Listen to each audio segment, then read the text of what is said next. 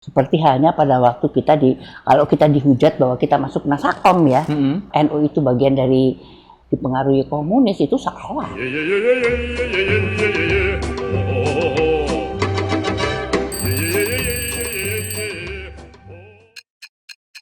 Assalamualaikum warahmatullahi wabarakatuh. Jumpa lagi dengan saya Ahmad Rozali dalam acara Peci dan Kopi. Di kesempatan kali ini kita akan berbincang dengan Bunyai Lili Khadijah Wahid. Assalamualaikum Bunda. Waalaikumsalam warahmatullahi wabarakatuh. Sehat Bunda? Alhamdulillah. Alhamdulillah. Di aktivitas agak berkurang Bunda ya setelah Ya otomatis, kan sebagai warga negara yang taat ya kita jalanilah apa yang ada hari ini. Oke, baik. Di episode kali ini kita akan berbincang mengenai Nahdlatul Ulama tentunya. Bunda Lili Wahid merupakan salah seorang yang dituakan yang sudah tidak pernah lah ya berhenti memikirkan Nahdlatul Ulama.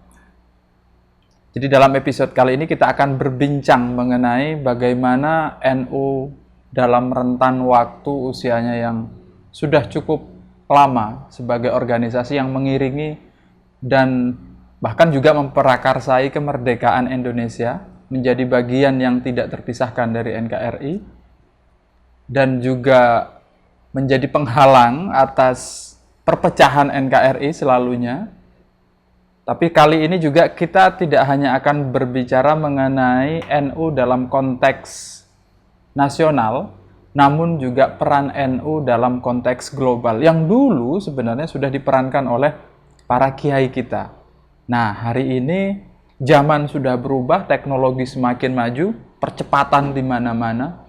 Apa yang harus dilakukan oleh Nahdlatul Ulama agar bisa catch up terhadap percepatan-percepatan ini? Saya akan mulai dulu dengan sebuah pertanyaan sederhana. Kalau Bunda melihat Nahdlatul Ulama saat ini, sejak berdirinya hingga saat ini, tren apa yang Bunda lihat? Saya melihat bahwa peran NU itu nggak akan pernah ada yang menggantikan di dalam sebuah tonggak kebangkitan kebangsaan Indonesia. Sampai kapanpun itu terus menjadi sesuatu yang inherent ya, yang ada di dalam gerakannya NU. Sampai hari ini pun masih seperti demikian. Kalau kita lihat dari 1926 ya, kemudian ke 1948 ya, saat PKI sedang ganas-ganasnya membunuh kiai-kiai, tetapi unsur kebangsaan di situ tuh oleh NU nggak pernah ditinggalkan. Kemudian sampai ke 66, tahun 66 itu kelihatan sekali, nyata sekali bahwa NU itu sebagai motor ya sebetulnya ya terhadap kebangkitan kebangsaan Indonesia. Dan saya berharap ini tidak akan pernah lekang ya sampai kapanpun nanti ini. Jadi sejak berdirinya NU 26, Indonesia kemudian lahir di 45, terus kas 66, NU selalu berjalan di porosnya Indonesia. Di poros Indonesia, kebangsaan. Indonesia. Sementara tidak pernah meninggalkan itu. Sementara kalau kita ingat organisasi-organisasi yang sejamannya kadang keluar masuk dari poros itu Bunda ya? Ya kelihatannya begitu. Sejarah membuktikan seperti itu. Dan kita itu meletakkan bukti-bukti sejarah yang tidak bisa dipungkiri. Dari tahun menjelang proklamasi, sampai proklamasi, sampai pun ke tahun 66, nyata sekali bahwa kita sebagai garda terdepan dari bangsa ini. Sehingga kebangsaan Indonesia itu tidak tercerai-berai karena kita juga sangat berkepentingan untuk menjaga itu. Oke. Kalau bicara tentang peran NU dalam konteks global, Bunda, artinya NU lahir juga sebenarnya waktu 26 itu memainkan peran dalam level global ya Bunda ya. Artinya peran Nahdlatul Ulama dalam konteks global bukan sesuatu yang baru sama sekali. Saya rasa sejarah sudah membuktikan bahwa NU sangat berperan ya dalam masalah-masalah global.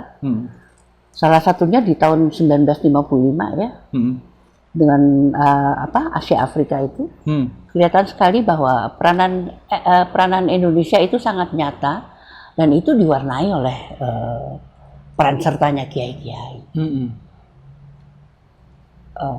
Kemudian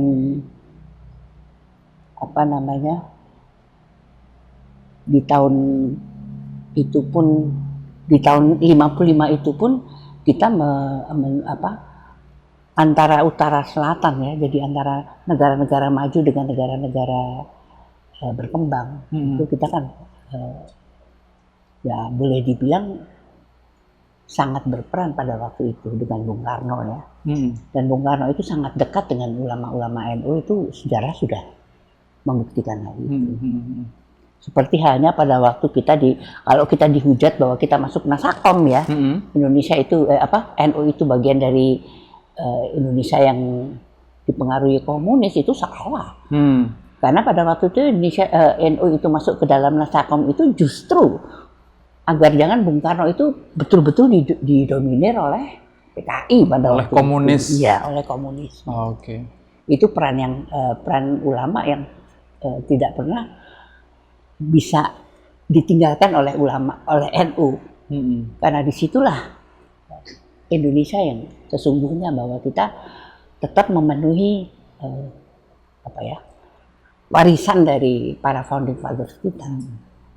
Kalau saya memperhatikan Bunda ya, sepengetahuan saya ya, NU ini kan menjadi penyeimbang. Pernah suatu ketika misalnya ketika 45-66 itu Indonesia ingin ditarik ke kiri menjadi negara komunis misalnya.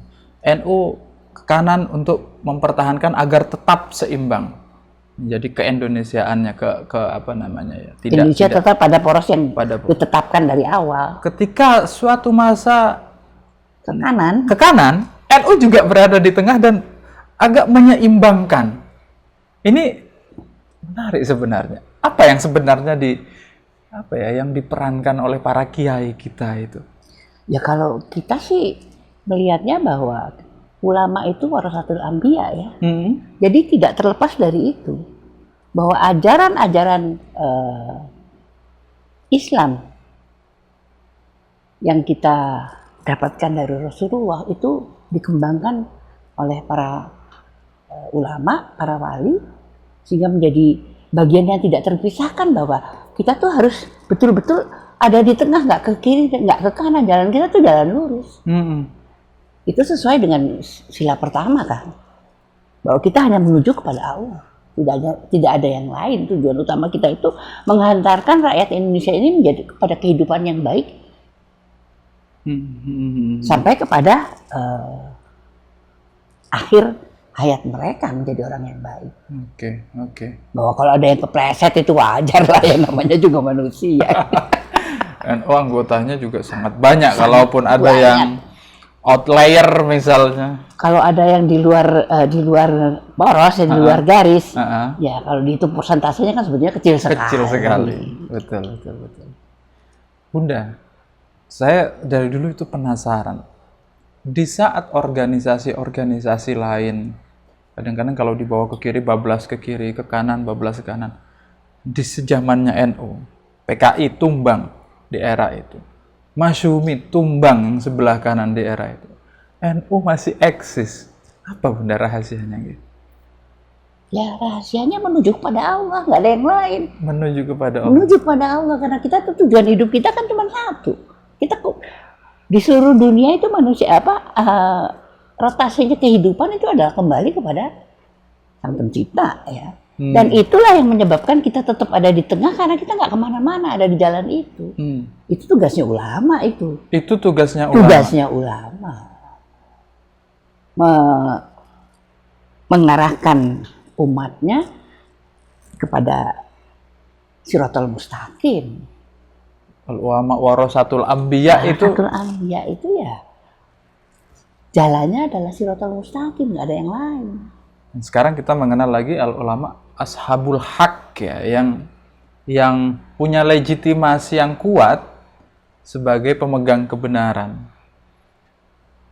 Oke Bunda, saat ini kita beranjak. Kalau kita beranjak dari yang sudah lalu yang barusan kita bicarakan, dalam mungkin beberapa dekade terakhir sejak tahun 2000 masuk tahun 2000 2010, kita melihat perkembangan zaman yang begitu cepat. Bunda mungkin di zamannya dulu yang sudah mengalami era panjang sebelumnya, terus kemudian masuk di era 2000 2010 2020 sekarang, banyak sekali perubahan yang hampir tidak dibayangkan. Sekali lagi saya ingin menanyakan, bagaimana Bunda melihat NO di tengah percepatan itu? NO itu ya seharusnya tidak boleh menyimpang dari tugas-tugas utamanya ya. Membimbing umat menuju jalan yang benar. Oke. Nah, kalau kita bicara kebenaran yang seperti Anda bilang tadi, sebenarnya kebenaran itu apa? Miliknya siapa?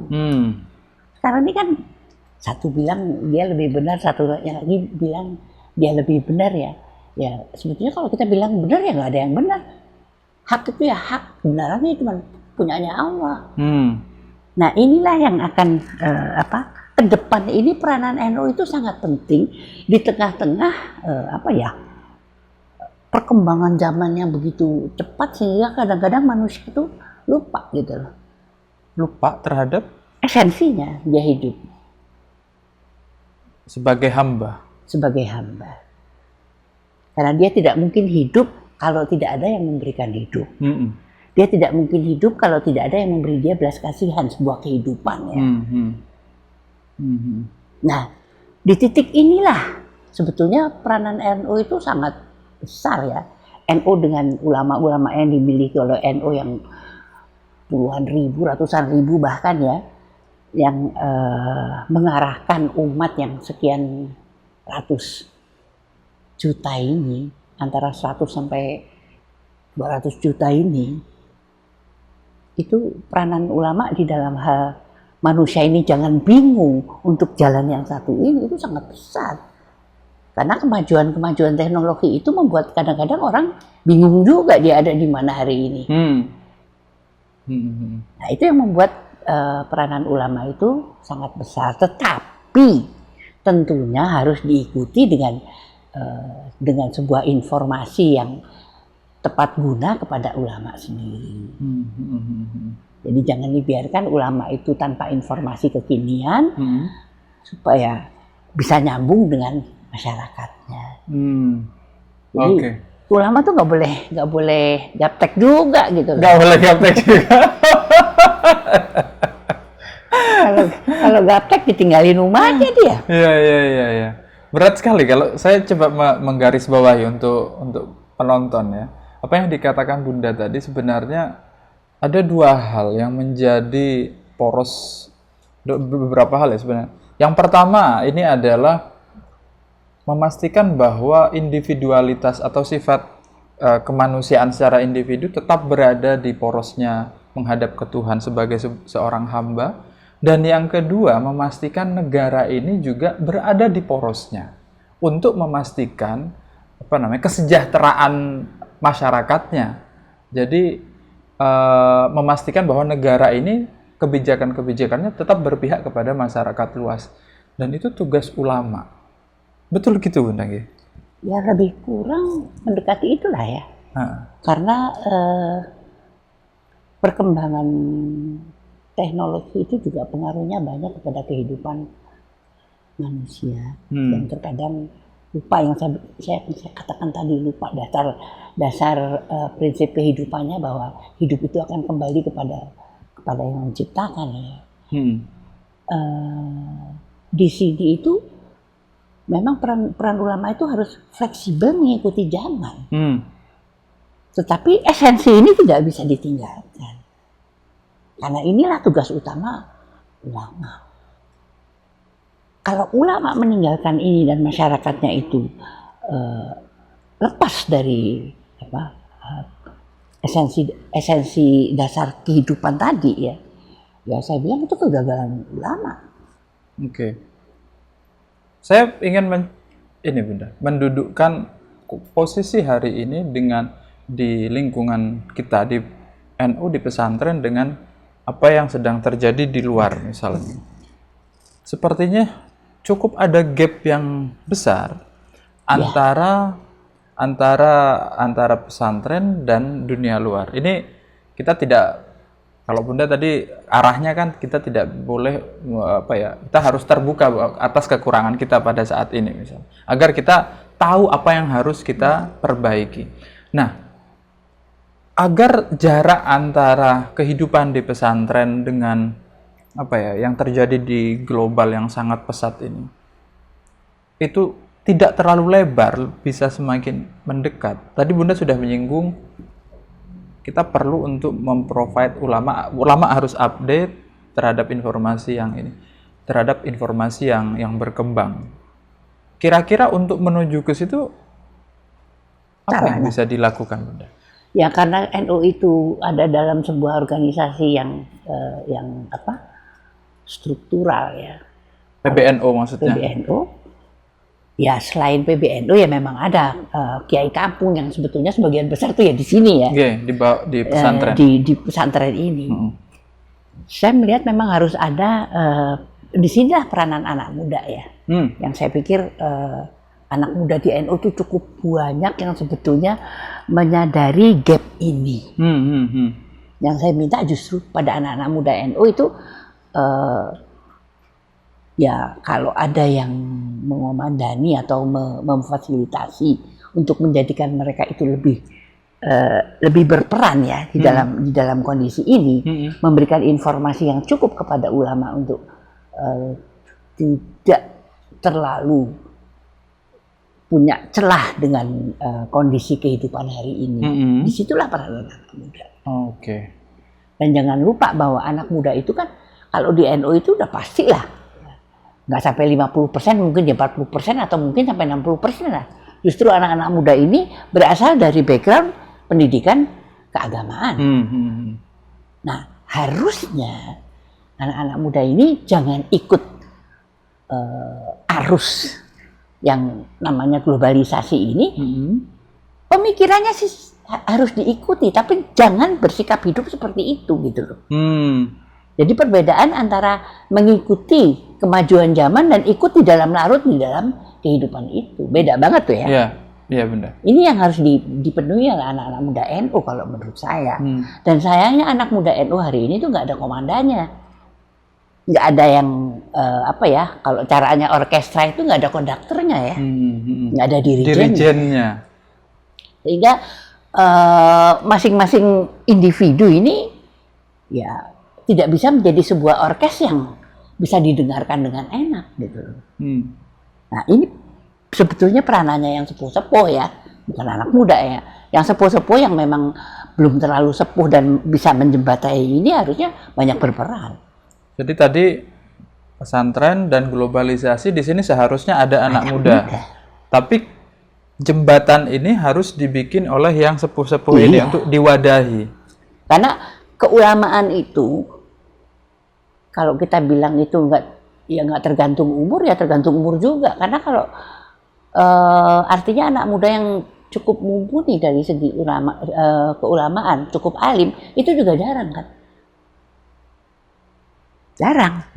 Kemungkinan memang dia dari sisi ilmu ada, tetapi dalam pengalaman hidup itu akan banyak sekali berpengaruh di dalam dia mengarahkan umat kalau menurut saya ya. Karena yang sepuh-sepuh itu apapun juga pengalaman mengarahkan umat itu bukan main besarnya. Betul. Ada kebijaksanaan di dalam kiai-kiai kita. Dan sudah kalau ceritanya orang keduniawiannya itu sudah menipis lah ya. Kalau hilang ya nggak mungkin lah. Tapi sudah tipis sekali. Persentasenya sudah sangat sedikit ya Bunda.